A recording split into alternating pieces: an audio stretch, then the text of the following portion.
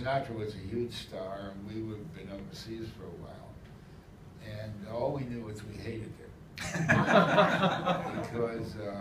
our girlfriends and our wives and our mothers and the women in our life were just in love with this guy. And he had a punctured eardrum, which is why that sounded like bullshit. A punctured eardrum, and I mean, we just, and we didn't. It wasn't like we knew his voice or had heard him singing or anything. We just knew this guy was. All we ever heard about him was what we read in Yank, or what our, the women in our lives were writing us about Frank Sinatra. So they were like, it was a field, and they put up a big stage, and there were maybe 20,000 of us from 3 different bases out on that field, sitting on the grass. And the KP's, kitchen police, had given a lot of the guys some old vegetables to throw at the stage. I mean, that was the mood, that was the feeling. He seems like the kind of guy who'd take that well. And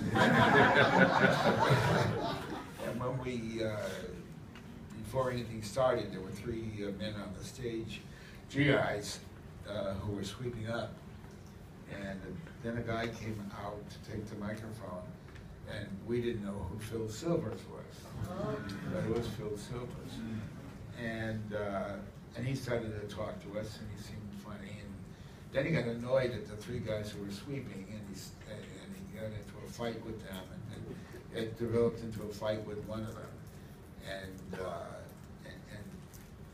at some point, he said to the other 2 guys were gone.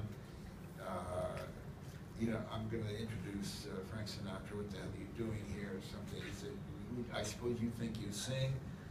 And the guy didn't say anything. Let me hear you say it now. Just let me hear you. So the guy went, and Silver slapped him. And he slaps him.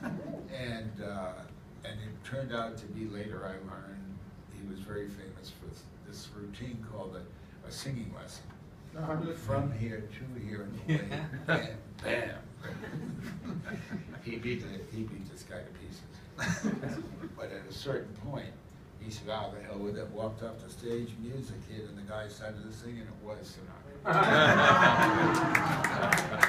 And create empathy for an unpopular character, I learned in gold.